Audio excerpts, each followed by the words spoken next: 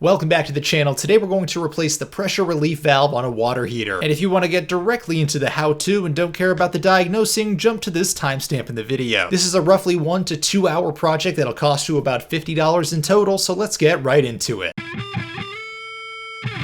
Alright, so first things first, you're going to need your replacement parts, starting with a new pressure relief valve. And this one here is a 3/4 inch diameter, which most are, but the big variable to be concerned about is the length of the shaft. The new one needs to be at least as long as the existing one that you're replacing, and you're probably going to buy the wrong size at first. So if the total downtime of the water heater isn't super critical, which for most people it isn't, I really recommend pulling out the old one first, taking it with you to the hardware store, and then buying a new one that matches up while you have the old part physically in your hand with you. Otherwise, you won't be able to get the job done once you realize that your shaft is too short and you'll be wishing you had a longer one. Anyhow, that is the mistake I made, and here's the valve that I bought on my second trip to the hardware store in the middle of this project. And while length might be a problem here, brand really isn't. So you can see this is a Cash Acme valve with a Rheem water heater. These valves are pretty standard sizes, so whatever they have in stock locally is probably fine. And per most building codes, you're supposed to have an overflow line that comes off of this vent valve and then comes down relatively close to the ground. You should probably plan on replacing that entire run. And for strictly scientific reasons, I'm just going to reuse all of my old ones to show you how incredibly difficult and unnecessarily challenging it makes things. You'll also need some pretty standard plumbing tools, so a couple of wrenches, as well as a MAP gas torch. You could also use a butane torch, it just takes longer. I also used a pipe cleaner and an emery cloth to clean up a lot of these connections prior to soldering. Otherwise, you and your too small of a shaft will have an exceptionally bad time. You'll also want a pipe cutter and a deburring tool, and some flux and silver solder to connect the new pipe connections. And finally, some Teflon tape to help create a watertight seal on the new vent valve. Next, for how we know this is bad, looking down here at the ground, you can see that it looks like it was wet and then it dried up. And all of this evaporated puddle seems to be centered around this overflow pipe, which is connected to the vent valve. Now, I don't have enough room to fit a bucket under there, so what I did is I grabbed the biggest plastic cup I could find, but you can see some corrosion on the bottom of the copper pipe here. That is from all the water and the hard minerals coming out of the end of this thing. And over the course of a couple days to a week, I went back down and checked it, and this cup had magically filled itself, which was a pretty good indicator that our vent valve was consistently opening. And as a fair warning, a leaking vent valve is often the symptom of something else also being wrong on the water heater, so I'll discuss more of that at the end of the video. And now let's jump into the replacement. Very first thing you should do is turn off the power at the electrical box to make sure that this thing isn't kicking on and cooking itself while you're going through the process of trying to repair it. And the next thing to do is close the water valves both on the cold inlet as well as the hot outlet side. Now you'll notice I use the word hot because this is a hot water heater, but keep in mind that the pipes coming off of both sides of this are probably going to be heated up, so be a little bit careful and try not to burn yourself. That said, I waited about 20 to 30 minutes after shutting off the power before I did any of this, but this is just a ton of thermal mass. Don't suddenly expect the pipes to be ice cold because you waited a couple minutes. And the other reason I'll let this cool off for a few minutes is because our next step is going to be releasing the pressure in there by pulling up the lever on top of the existing valve. And keep in mind when you do this, if there is any pressure built up, which there probably is, it is going to release itself by shooting hot water out of the discharge pipe that is hanging over the side that we inspected earlier. So you should probably be wearing pants and shoes if you aren't already, but even if you are, I recommend standing as far away as you possibly can when turning that lever so that you're not going to burn yourself with spraying hot water. And even if it doesn't spray violently, you might still get a little bit of dribble, so just wait for that to clear out before proceeding to the next step. So now what we're going to do is start by removing these nuts back here to remove this drain pipe. Then after that is out, we can spin this around and pull this entire shank out as well. Quick clarification here, I'm unbolting this because I'm going to be reusing the same drain pipe, but if you're replacing all of these with new things, which I should have done, then you can go ahead and cut this off in any manner you see fit, put that to the side, and then immediately start loosening this vent valve. But you know what they say, hindsight is 20/20, and if it wasn't, I'd probably be blind, because trying to reuse this was probably the most stupid decision I made in the course of this project. So let's say hypothetically you're trying to do the same thing. Here's one of the first things that you'll run into. Now we've already run into our first issue here, and I'm not really surprised that this has happened. So this was soldered after this was already installed, which means that now, and you lift this up and you're trying to unscrew it, well, you can't really go the last,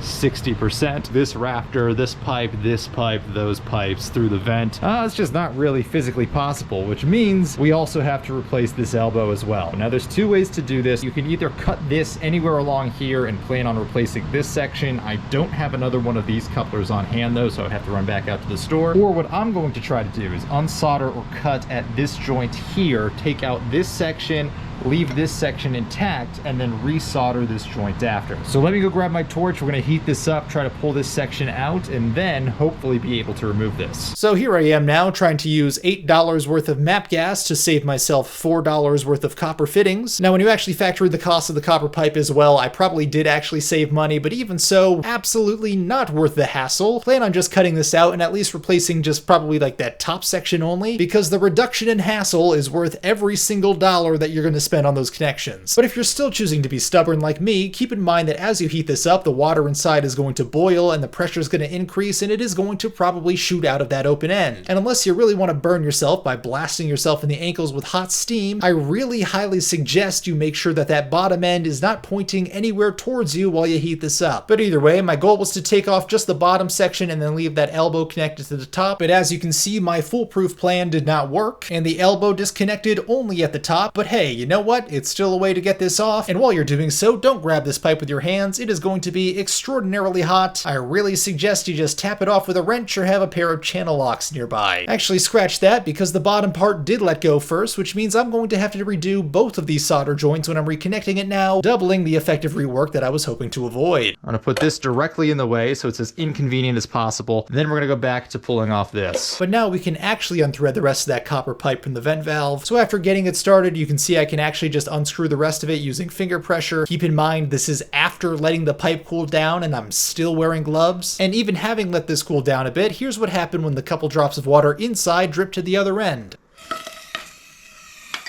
So right now, all the water that was at the top side is dropping down to the really hot bottom side. That's why it's flashing off like that. Put it somewhere that you're not gonna burn yourself. That's also why I'm wearing gloves. A little bit of extra finger protection from the heat, because that is not pleasant. But the good news is, if you lose all of your fingertips doing this, it is a great time to commit some crimes. Next, I have this male internal threaded coupler. I'm gonna try to salvage that as well. And that was a lot more stuck, but I was able to still get it out with my channel locks. And looking into this leaky one real quick, you can see that kind of like pinkish rim that's built up at the bottom of the valve there. When the water actually vented out of this, some of that got built up on the actual valve itself. Then because of the heat, it evaporates away, leaving these really nice, heavy, crusty mineral deposits. And over time, enough of those built up that this thing can no longer seal properly, which makes it even more leaky. But if you still have your fingerprints at this point, congratulations! We are now ready to unscrew the old vent valve, and this is as simple as trying to find literally any way you can to grip it and then spinning it counterclockwise. And don't worry too much about marring up this old valve, because ultimately it's either going to go in the trash or into the recycling, so whatever you gotta do to get it out is fair game at this point. But once it's fully unscrewed, it should pull out fairly easily, and you will see that you'll have a little bit of dripping coming out of the bottom of your shaft. Don't worry, they tell me that is completely normal. Just prepare for that so that you don't get it all over yourself. And as I said earlier, if you try to buy one of these ahead of time, this is probably about when you're gonna realize that your shaft isn't long enough. So inevitably, your next step at this point is probably gonna be another trip to the hardware store. But now we're going to prep this new one for installation, so after taking it out of the packaging, we're going to add that Teflon tape to the threads. And the direction that you wrap the Teflon tape does matter, because if you wrap it the wrong way, it's going to come undone as you tighten this thing in. So if the threaded end is pointing towards you, like you see here, you're going to wrap the Teflon tape around a couple times going in a clockwise direction. Then we can go ahead and thread this thing back into the top of our water heater. And one thing you might have noticed is that earlier when I had this thing out before I threaded it in, I already changed the size of the adjustable wrenches to match the flats on the side of this so that they were ready to go and tighten this thing down. Otherwise, trying to adjust your wrenches while it's already in there and these other pipes are in the way is a lot more challenging. So pro tip, do it when it's in your hand and there's nothing obstructing it. You want this snug, but not so over snug that you're going to strip it out or damage anything. So that is a good stopping point right there. I don't think I can get another full rotation out of this, and that feels like it's pretty fully seated. And if you start backing it out, you risk undoing this tape ever so slightly, which is not a good thing. And with the new vent valve fully seated, we are now ready to reinstall that drain line. So I'm going to show it with reusing the old one just so you can watch me struggle completely. And once again, I recommend not doing this, but using new parts instead to save yourself a lot of hassle. So here's the name of the game, is clean everything off as best as you can and then reuse it. So for example, I've got Teflon tape on this old fitting. Gonna take that old tape right off, ShamWow, clean this up a little bit with our pipe cleaner. And technically, do I need to do that? No, but I'm just trying to prevent a little bit more corrosion. Then I'm gonna wrap this sucker with some new Teflon tape on both ends, again making sure that you're turning it in the right direction, and then we're gonna thread this right back into our vent valve. And don't worry about getting that thing super tight right off the bat, because I'm gonna start threading on the rest of the drain pipe with the other coupler that I've got here, and then I'm going to be simultaneously tightening both of these at the exact same time. And to be honest, the part of least resistance is what's going to turn first, so these will actually tighten pretty evenly between the two joints. That said, I did the last couple of turns using the wrench on the drain pipe with a pair of channel locks around that middle threaded adapter. And don't worry about the elbow pointing straight down, because we're going to have to redo that solder joint anyhow.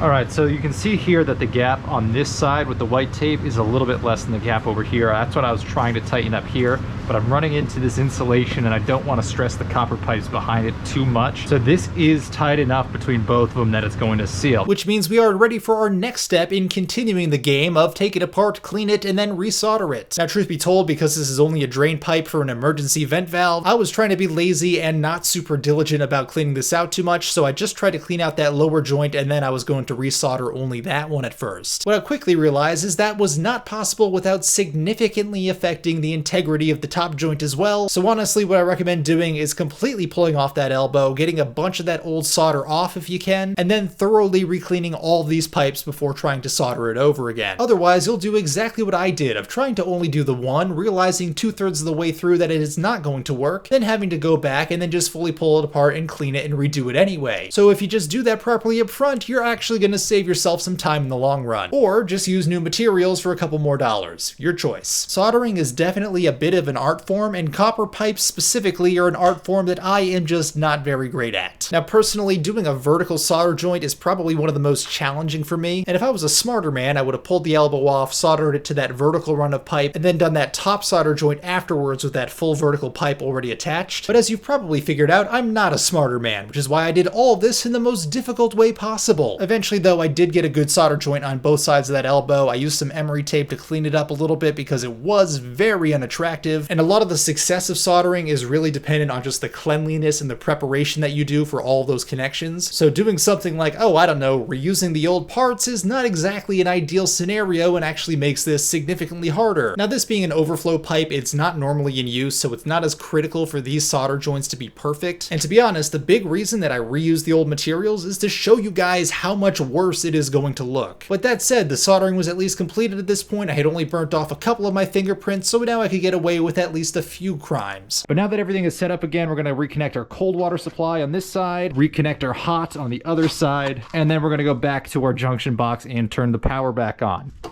Now it's going to take a little bit of time for this to get back up to temp and to repressurize, so as that's happening, go ahead and clean up all of your tools. And then once you're done with that, go ahead and make sure that you don't see any active leaks when you're looking down, especially here at the base of the stem. So you want to get a flashlight down in there to check. And I'd also recommend checking either later that night or the next morning just to verify nothing started overnight that you missed. And finally, let's talk about preventative maintenance. How do you prevent this from happening again? Looking at the old valve here, there's a lot of gunk, minerals, and buildup there on that bottom seat. So that's probably interfering our seal. That is why this was continually draining out pretty much every time that this got heated up. So even though the spring and everything looks good and looks relatively clean, because that is dirty, basically you're only getting partial contact rather than getting a full contact the whole way around. So the water has one easier part to get out of, and that is what causes the leak. So if you have really hard water, you have a lot of minerals, which is the problem I have here, what I would suggest is either doing something to soften your water supply by doing some sort of a filter or some sort of an additive upstream, or to flush your water heater more often to clean out as many of those minerals as you can and to get in a fresh water supply that's going to take longer to build up and cause this issue. And the second reason these leak is because they are actually functioning properly and preventing it from overpressuring. So basically it's doing its job, it's doing it correctly, and there's something else wrong with your water heater that's causing this to be the leak. And that's typically one of two things. Either first, you have the water temperature set extremely high, you have scalding hot water, and that alone is enough pressure to set off this valve. In this case, my water is not set that hot. That is not not the problem for me. When I turn it on at the tap, it is not ever at a scalding temperature. Or problem 2 is that if your temperature isn't set super high, but you're still getting really, really hot water, what's probably broken in that case is your thermocouple. And those are just basically a fancy thermometer. I'll put a picture of one here on the screen for you. But if the thermocouple is giving you a false temperature reading and you're telling it to shut off at 150 degrees, let's say, it might not shut off until 180 if it's not working properly. And again, the key indicator for both of those is the water at the faucet is extremely hot. So if that's the case for you, even if you swap this out, if those are still faulty, you're still going to have this continually leaking because again, it's functioning properly,